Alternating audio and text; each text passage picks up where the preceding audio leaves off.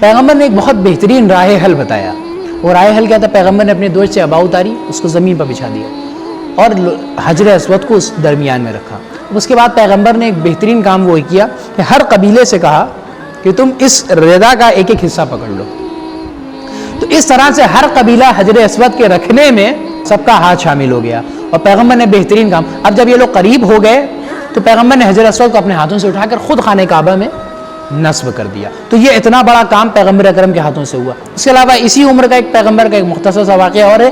پیغمبر نے ابھی اعلان نبوت بھی نہیں کیا تھا, اس وقت پیغمبر نے کیا کام کیا تھا. ایک دفعہ مکے میں ایک تاجر آیا تھا بزنس کرنے کے لیے. اس نے اپنا سامان بیچا, اور سامان بیچنے کے بعد پیغمبر اکرم سے کے پاس یہ بات پہنچی کہ اس تاجر کو جو سامان اس نے بیچا ہے اس کا پیسہ نہیں دیا ہے. چونکہ آپ جانتے ہیں کہ عرب بہت زیادہ شریر ہوا کرتے تھے, بہت زیادہ گرم دماغ ہوا کرتے تھے. سامان لے لیا اور اس کو پیسہ نہیں دے رہے ہیں, اور اسے الٹا جھگڑا کیا. اب اس کو اتنا غصہ آیا, وہ جا کے مکے کی ایک پہاڑی پر کھڑا ہو گیا اور وہاں سے چلا کر کہنے لگا کہ مکے والوں دھیان رکھنا, اور میں آئندہ اس زمین پر کبھی نہیں آؤں گا کہ میں ایک مسافر تھا, اس کے باوجود تمہارے لوگوں نے مجھے لوٹا, نہ یہاں تک کہ میرا خیال رکھنے کے تو درکنار میرا پیسہ جو تھا وہ بھی نہیں دیا. پیغمبر کو یہ بات پتہ چلی تو پیغمبر کو بہت غصہ آیا. تو اب پیغمبر نے کام کیا کیا دیکھیے آپ کہ سوشل ورک ہوتا کیسا ہے. پیغمبر نے اپنے ہم عمر جوانوں کی تنظیم بنائی. یہ ابھی 20-21 سال کی عمر ہے پیغمبر کی, بہت زیادہ ایج نہیں ہے. تو پیغمبر نے حلف الفضول نام کی یہ ایک بہت بڑا ایک تنظیم ٹائپ کی قائم کی, اور اس کا کام یہ تھا کہ جتنے بھی معاملات ہوتے ہیں ان سب کو ریکارڈ کرنا ہے مکے میں, کسی کا مال ضائع نہ ہونے پائے تو اس طرح کے سوشل ورکس اس دور میں پیغمبر نے, جب اعلان نبوت بھی نہ ہوا تھا اور آپ کی عمر بہت زیادہ رہی ہوگی تو 19 سے 20 سال کی, تو اس عمر میں پیغمبر نے یہ اتنا بڑا کام انجام دیا. اب زندگی اسی طرح سے پیغمبر کی 30 سال کی عمر تھی کہ اسی میں پیغمبر کے ایک چہیتے بھائی مولا کائنات حضرت علی ابن ابی طالب علیہ السلام کی ولادت باسعادت بھی ہو گئی. تو یہ 30 سال کے پیغمبر 30 عام الفیل میں مولا کائنات کی ولادت ہو گئی. تو 30 سال کا تقریباً چھوٹے بڑے ہونے کا فرق تھا مولا کائنات میں رسول اللہ میں. تو یہ درمیان میں اعلان نبوت سے پہلے مولا کائنات کی ولادت ہو چکی تھی. اب پیغمبر اکرم کی زندگی کا اب یہ راستہ جو مرحلہ تھا چلتے چلتے اب قریب ہو رہا تھا اس 40ویں سال کی طرف, کہ جس کو ہم روز بعثت کے نام سے جانتے ہیں.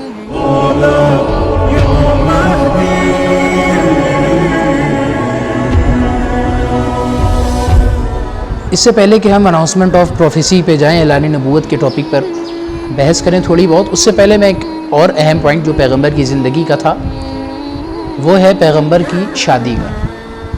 میرج لائف پیغمبر کی جو بہت ہی خوبصورت گزری ہے, اور وہ خوبصورت اس عنوان سے نہیں کہ تمام اسباب مہیا تھے کہ پیغمبر گزار سکتے, خوبصورت اس عنوان سے تھی کہ اس شادی کے ذریعے سے دین اسلام پر بہت زیادہ اثر پڑا جی, اور دین اسلام بہت زیادہ پروان چڑھ پایا. اس وجہ سے پیغمبر اکرم کی جو ایج بتائی جاتی ہے وہ 25 سال کی عمر پیغمبر اکرم کی تھی اس وقت جس وقت شادی ہوئی ہے. اور اس کا واقعہ المختصر میں آپ کی خدمت میں یوں عرض کروں کہ چونکہ آپ کو پتہ ہے جناب خدیجہ بنت خویلد قریش میں مکے میں سب سے زیادہ پیسے والی اور تجارت کا سب سے زیادہ حصہ اور بہت زیادہ دولت مند خاتون گزری ہیں, بڑی ہی پاکیزہ نفس اور پاک دامن خاتون تھی.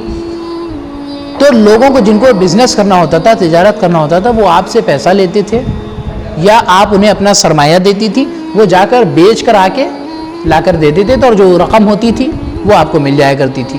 تو یہ دستور تھا. اسی طرح پیغمبر اکرم نے بھی یہ کام کیا, اور پیغمبر اکرم نے ان کا مال لیا تجارت کا.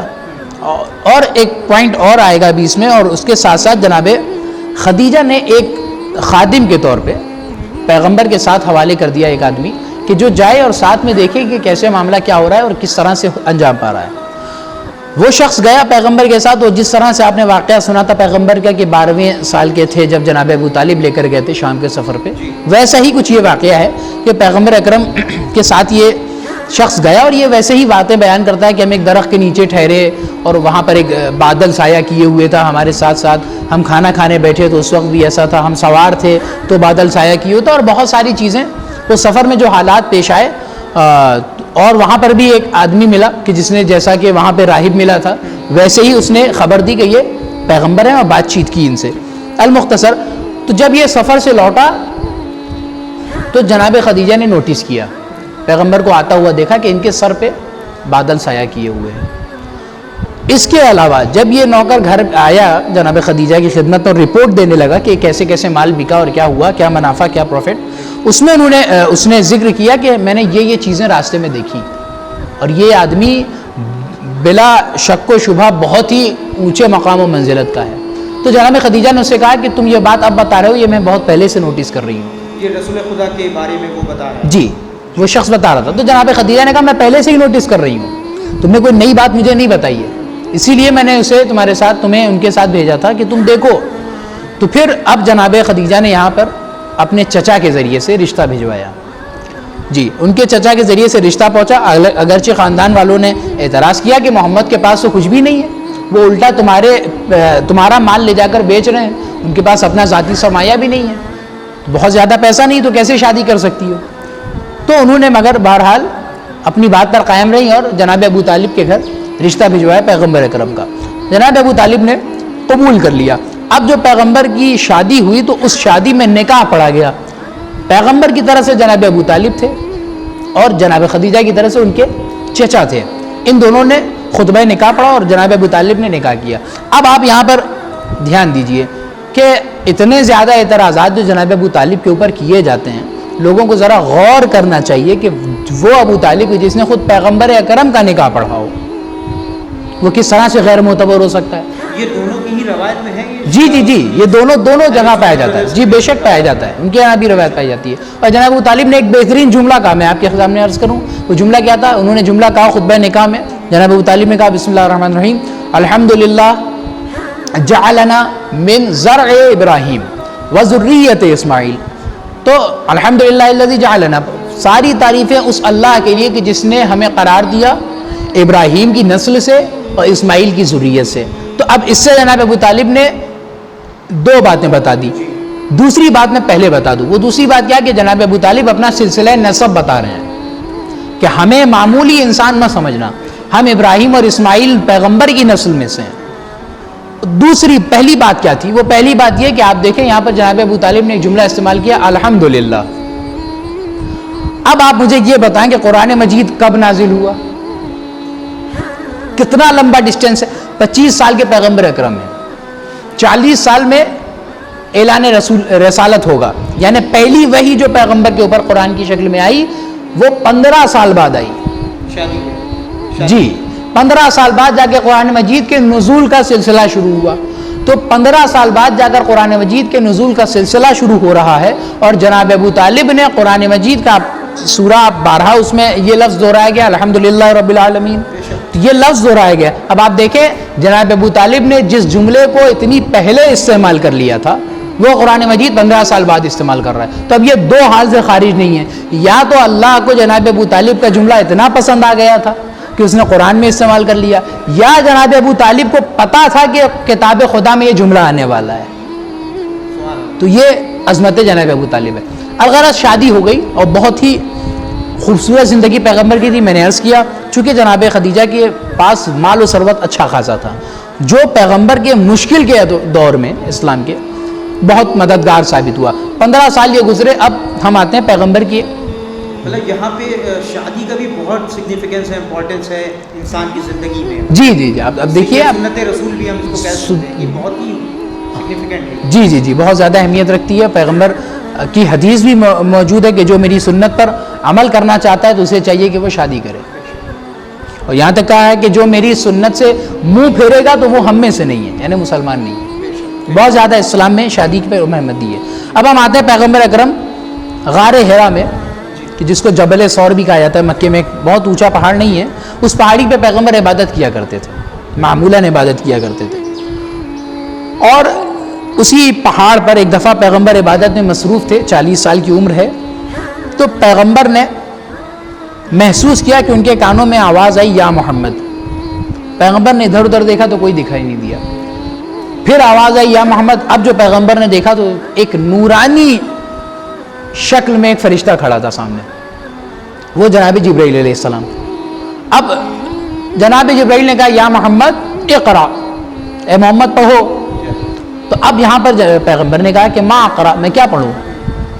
اب جو پہلی وحی آئی ہے آپ دیکھیں، جناب جبرائیل نے کہا کہ اے محمد بسم اللہ الرحمن الرحیم اقرا بسم ربک الذی خلق خلق الانسان من علق اقرا وربک الاکرم الذی علم بالقلم علم الانسان ما لم یعلم. تو یہ ابتدائی سورہ علق کی 5 آیتیں تھیں جو یہ سورہ آپ کے 30ویں پارے میں موجود ہے. جی یہ اس سورہ کی 5 آیتیں وہ تھیں کہ جو سب سے پہلے پروردگار عالم نے پیغمبر اکرم کے حوالے کی وحی کی صورت میں.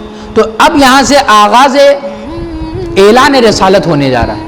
پیغمبر کو بتایا گیا ہے کہ اب آپ کو پڑھنا ہے. اب آپ اس پر دھیان دیجئے کہ پیغمبر سے کیا کہا گیا کہ پڑھو، یہ نہیں کہا گیا کہ یاد کرو. کیوں؟ یہ اس بات کی دلیل ہے کہ پیغمبر کو پہلے سے ہی قرآن کا علم تھا، لیکن ظاہر کب کرنا تھا یہ پروردگار عالم نے 40ویں سال میں بتایا. اس میں ایک سوال آپ سے کریں جی. جو ہم سبھی کے ذہن میں رہتا ہے کہ اس کی کرونالوجی کیسے ہے سوروں کی، کہ پہلا سورہ جو آ رہا ہے اس کا نمبر 30واں ہے اور کسی کا 12واں ہے، یہ سیکوینس کیسے بنا؟ اس پہ تھوڑا سا 2 منٹ کے لیے، کیونکہ یہ بھی سوال ہم لوگوں سے پوچھا جاتا ہے. بہت اچھا سوال ہے، اور لوگوں کے ذہن میں یہ اعتراض ہوتا ہے کہ قرآن مجید کی آیتوں کو ادھر سے ادھر کیا گیا ہے، جبکہ یہ بات ثابت ہے ہمارے یہاں بھی اور ہمارے برادران سنت کے یہاں بھی کہ قرآن مجید یہ وہی قرآن ہے جو آج ہمارے پاس موجود ہے جو عہد پیغمبر میں تھا. کوئی بھی یہ نہ سوچے کہ کوئی چینجز نہیں ہے. کوئی یہ نہیں کہہ سکتا کہ اس آیت کو ادھر سے ادھر رکھا گیا ہے، اور اس کی دلیلیں بہت ساری ہیں. میں یہاں پہ دوں گا تو وقت گزر جائے گا. ان شارٹ میں یہی کہہ رہا ہوں کہ پیغمبر کے دور میں ہی یہی ترتیب آ گئی تھی. اگرچہ وہ قرآن الگ ہے کہ جو اسٹیپ بائی اسٹیپ نازل ہوتا گیا اور کس طریقے سے آتا چلا گیا، وہ الگ مسئلہ ہے. اور وہ قرآن وہ تھا کہ جو مولا کائنات نے ترتیب دیا. وہ آگے میں انشاءاللہ بیان کروں گا کہ جو مولا کائنات نے لوگوں کے سامنے پیش کیا، لوگوں نے انکار کر دیا تھا. آگے ایڈریس کریں گے.